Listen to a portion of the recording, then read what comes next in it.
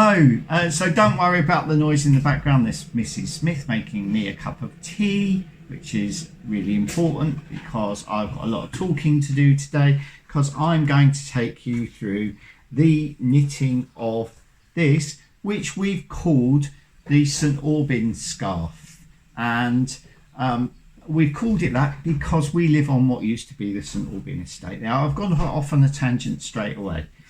Now, I designed this because Mrs. Smith said to me, I want to learn to knit. And what I did in last year, I developed these patterns because I thought, well, they're nice, easy patterns.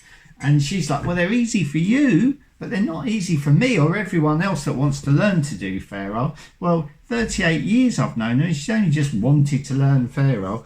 Anyway, so this pattern, this design I came up with, the idea is that it's just a starter, because I remember back in the day when I started, thank you Mrs. Smith, lovely smile I got there. Back in the day when I started to learn Fairisle, and that's when the kids were small, so I was doing sort of intarsia stuff before then, and you know, I was really into my intarsia, but I wanted to learn Fairisle, and I was doing stuff like this. So you know, there's lots and lots of plain rows, and I said this to people the other day on Instagram, and I said, would you like me to develop a pattern? And Mrs. Smith, that's what we want a pattern like that so we can learn. And so I came up with this little scarf, and it hardly weighs anything. It's 35 grams, so there's hardly any yarn in there. And these are 10-gram balls. These are Wee County yarn mini balls, and they're lovely because they mean you can really experiment with colour, and they're the colours that I've picked for the project that I'm going to do. And if you've bought the pattern from Ravelry or Etsy, you will see these are the colour codes that I'm working to. So I'm not working to those colours, but those colours are available from Wee County Yarns. I think if you ask them, they'll work out what those colours are probably, because I don't know, I don't remember, because I'm working from one of these. Now this is lovely. This is my it's all jumbled up now, but they're all lovely in rows. This is my cake box that I got from Wee County Yarns, and I'm just going to show you this in case I forget to put the link down below to Wee County Yarns. That's them, Wee County Yarns. Okay, so, but you can go on their website and you can buy packs of multi-balls, and they're already in lovely gradients for you. So they come in like 10 packs, so you could do 2 of these scarves, or maybe even 3 of these scarves if you bought a 10-pack. So and they're only like £12.50. They're very little money. Okay, so that is the yarn that I'm going to be using. It's a 4-ply wool. So that's the yarn that I'm going to be doing, and I'm obviously working from this pattern, and hopefully if you're watching this, you've got your pattern so you can work from it. So the next thing that I'm going to do is I'm going to do an overhead shot so that you can see me cast on, and then as I cast on and knit, I'll be waffling on talking about the usual rubbish that I talk about, and you can either put up with it, or you can fast forward to the important bits that you want to see. Okay, thanks, see you in a sec. Okay, so I'll be filming, yes. So as you can see, I've got my Wee County Yarns mini balls here. So I've got Heather, Lush, Putty, Thistledown and Storm. They don't necessarily correlate very well to the colours on the chart, but that is because I had to colour them in pencil lightly so you could see the squares underneath, so that when I scan the chart you'll be able to see the squares underneath. So you'll also see that I've actually got 2 pairs of needles. Now it's not necessary to have 2 pairs of needles, but I like to, when I cast on, to get a nice tight cast on so I haven't got a loose flappy edge, I like to cast on in 1 size smaller needles. So You can just cast on tightly with your 3.25s if that's what you're using. I would say you can use you could use threes, you could use 3.5s for this project, anything you like. Obviously, if you want it sort of lighter and airier, then go up a size. If you want it more dense, go down a size. But also, you know, it's how you knit. But this was knitted with 3.25s. So but I'm going to cast on with my 3mm just because I like to get it tight to begin with. So let's put those over there. So the first colour that we're going to use is the Storm. And I've got to cast on, let's check my hands are in the, so that's about the middle of the thing. So I've got to cast on with the Storm 201 stitches. So what I've been trying to do is tuck these in so that I know what colour I'm using, so I can, but what happens is they fall out. What really I should do is put a little bit of the colour on the packet and then stick it on with a bit of sellotape, and then I'll know exactly where I am. You might notice there's a slight difference in the design in that I've moved this row higher up slightly and all of the 3 rows higher up, because when I knitted this without a pattern. I just went for it, and obviously I've improved the pattern since then. So all of these rows have moved up since I did this initial practice run. Okay, so I don't know how everybody else casts on, but just for people that are new to knitting, maybe I'll show you how I cast on. So I create a loop like that, and that's my first stitch.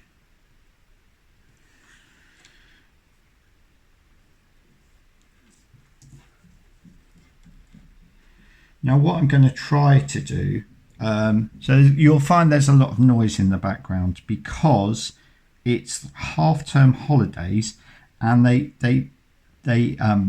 added an extra day. So this is the Monday after the half-term holidays. They added an extra day, so all the kids are around.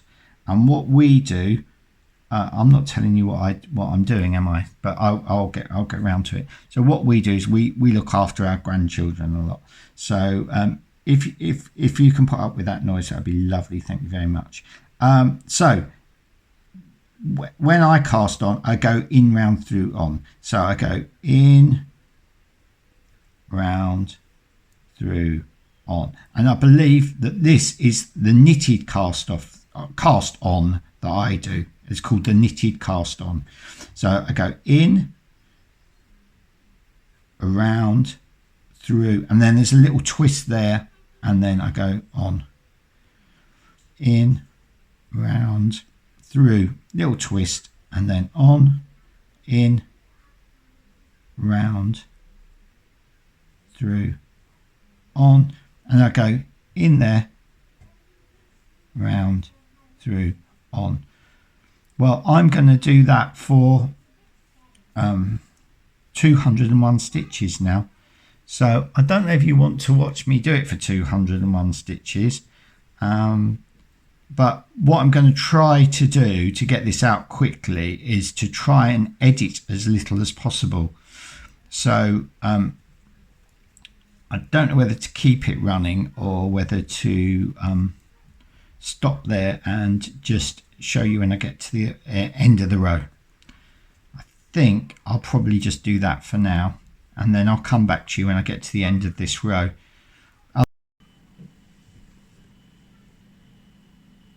So I got to the end of the casting on the 201 stitches, and now I'm changing over onto the 3.25mm needle.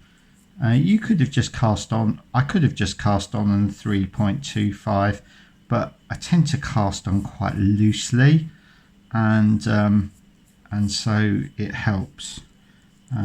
so I don't get too much of a frilly edge if I do it this way. I find it's just for me, it's just a quirk. So obviously I'm just going to knit 201 stitches now from here to the end of the row. What I wanted to say is, if you've got any questions, can you put them in the comments below, and then I'll try to address those in the next video, because today I'd like to knit all day and get this knitted all day and get it knitted, but what with editing the video and uploading the video, I know that I'm not going to get the whole thing knitted today. So I'm going to do this as a two-parter, so that people that have already bought the pattern yesterday, because the patterns went on release yesterday and people have already purchased them, I've got something to get them started. So I want to give people enough to get them going, and then tomorrow I'm actually meeting someone tomorrow to talk knitting, and so I'm quite excited about the thought of that. So hello Paul, if you're watching this. Okay, so I went and got myself a copy of the chart. My printer only prints black and white, so it's not very useful. Obviously I've got the original and I printed it A4. I will start. So this is row 2 now. So I cast on and then I knitted row 1 and I just knitted all the way along, 201 stitches. And now the second row I'm going to continue with the knit stitch. I'm not going to purl, so it's 201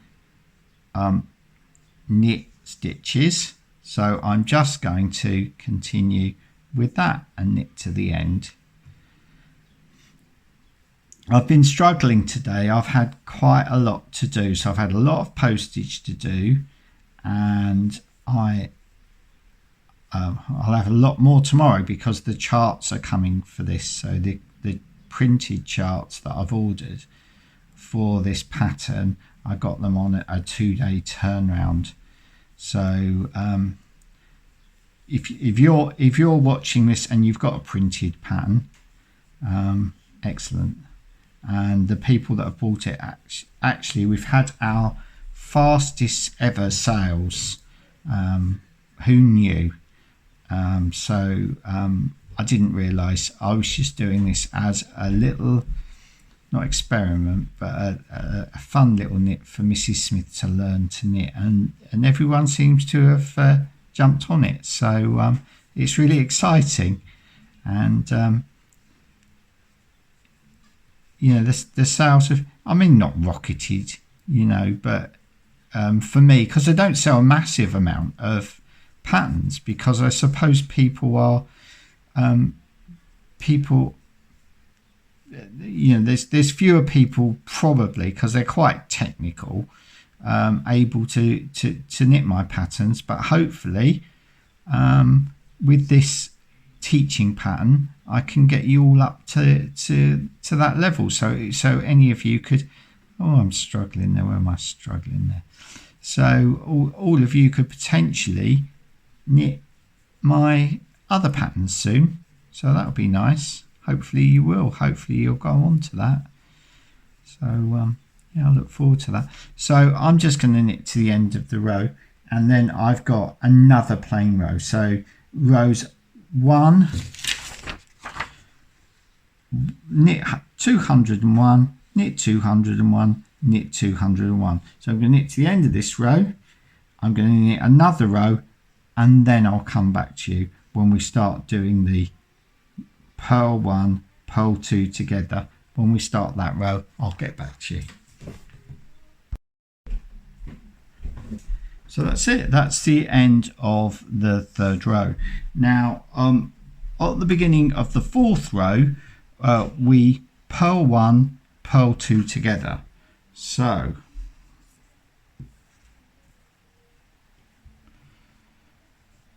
all that is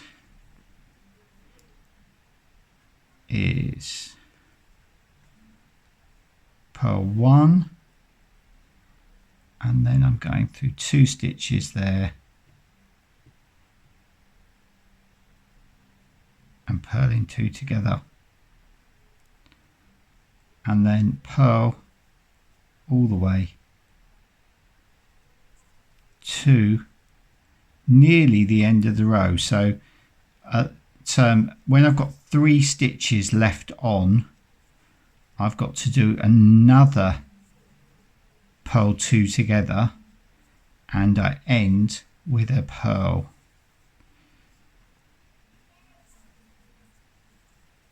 Might take me a while to get there.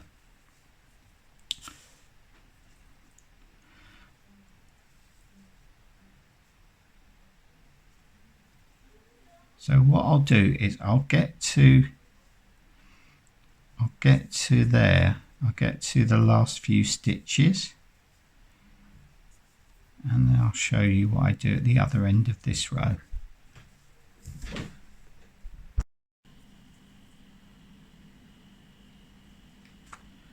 Okay, so I've just got a few stitches left there to do, so I'm purling now. Can I see my hand in there? Yeah. Okay, so get to the last 3 stitches.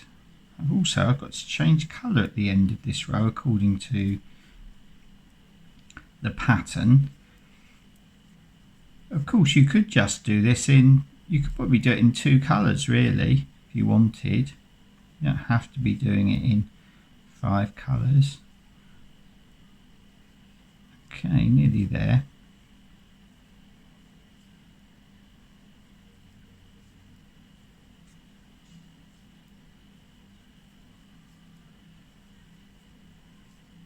Okay, so when I get to the last 3, which is there, I'm just going to purl together those 2, purl 2 together. So that's them there. And then on the last stitch, I just purl that. And that's really what we're going to be doing every single row until we end up with just 1 stitch.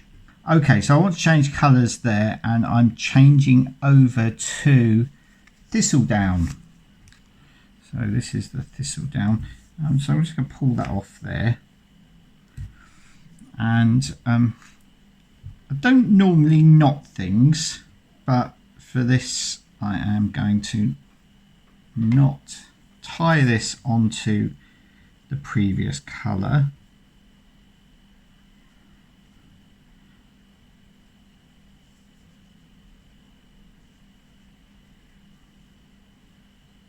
There we are. So, okay, so that was a purl row, so this is a knit row. So at the beginning of every row now, if we're on a knit row, we're going to knit 1, knit 2 together, and at the end of the row, we're going to knit 2 together, knit 1.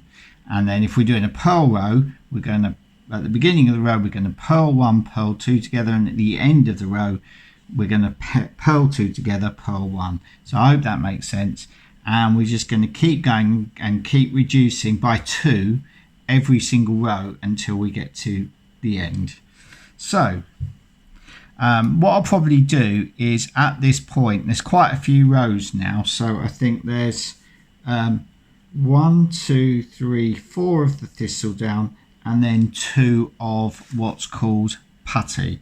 So what I'll probably do is show you how I'm going to do the purl 1, knit 1, knit 2 together, and pretty much you can follow that through until we've done 2 rows of the putty, and then we're going to do 2 colour knitting. So hopefully, apart from any questions that you've got, this will be the end of today's, and then tomorrow I'll come back when we start the 2 colour knitting. So if you've got any problems or anything you need help with, give me a shout and I'll answer those in tomorrow's episode. Okay, so I'm just going to carry on now with the thistle down, and it's knit 1,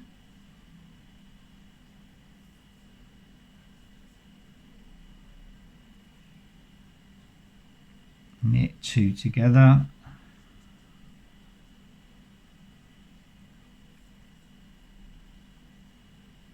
and what I would generally do here myself is I'd knit the ends in. So how I knit my ends in, it's the same as how I carry colour normally.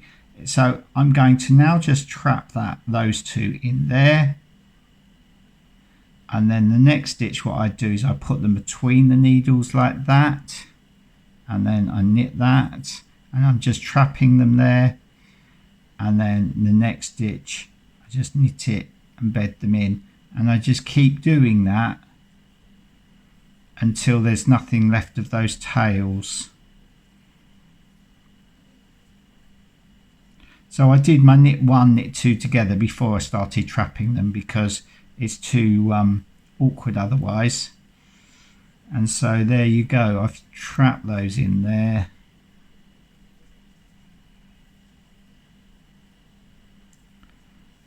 And just going to pull that. It's yonking, it's called, I think, when you do that, when you've got your yarn trapped and you pull it, and then it's called yonking,